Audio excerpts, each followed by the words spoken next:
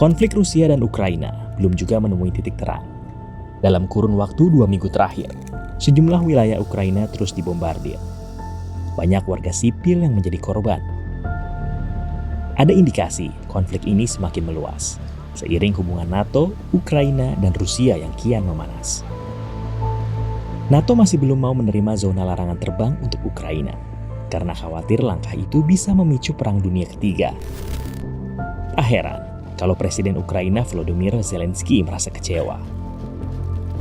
Слабкий, невпевнений, внутрішньо, хоча може володіти зброєю у рази сильнішою, ніж є у нас. Di tengah kemelut perang, Ukraina bagaikan anak malang yang sengaja dibuang.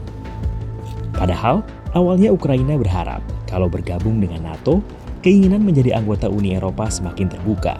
Dan tentunya ini akan meningkatkan derajat negara Ukraina. Tapi niat Ukraina itu ditentang Rusia. Bagi Rusia, ekspansi NATO ke Eropa Timur bak hantu dari masa lalu. Sumber masalah tanpa jalan tengah yang seringkali mengundang amarah sang beruang merah. Rusia menilai kedekatan NATO dengan Ukraina menjadi pembenaran untuk melakukan serangan. Ekspansi dibalas invasi. Мною принято решение о проведении специальной военной операции. 72 tahun lalu, di tengah memanasnya persaingan Blok Barat dan Blok Timur, NATO atau Pakta Pertahanan Atlantik Utara didirikan, tepatnya pada 4 April 1949. Anggotanya adalah negara-negara Blok Barat, seperti Amerika Serikat, Kanada, Inggris, Prancis, Islandia, Denmark, Norwegia, Belgia, Belanda, Luxembourg, Italia, dan Portugal. Soviet merespon dengan membuat aliansi negara-negara Eropa Timur bernama Pakta Warsawa, yang kini tinggal cerita.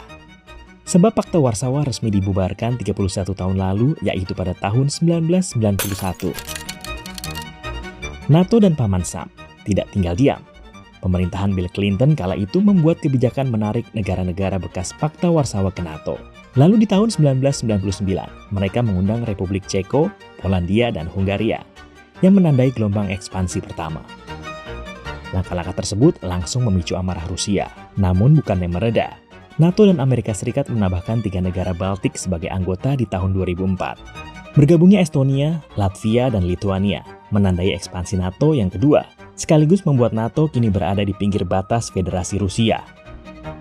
Pada tahun 2013 dan 2014, pejabat Barat semakin membuat berang negara Rusia dengan melakukan campur tangan dalam urusan internal Ukraina. Alhasil, Rusia menanggapinya dengan mencaplok semenanjung Crimea, yang sebelumnya merupakan bagian dari administrasi Ukraina. Kini Rusia menginginkan adanya jaminan yang mengikat bahwa NATO akan mengurangi ruang lingkup militernya di Eropa Timur, serta tidak akan menawarkan keanggotaan ke Ukraina. Selain sejumlah sanksi ekonomi bagi Rusia, sejauh ini NATO pun belum melakukan intervensi terkait invasi atau bahkan perlawanan bersenjata. Mereka hanya meneriakan dukungan dan menempatkan kekuatan militer di wilayah anggotanya. We're cutting off Russia's largest banks in the international financial system, preventing Russia's central bank from defending the Russian ruble, making Putin's $630 billion war fund worthless. I mean it. Lalu, bagaimana dengan Ukraina?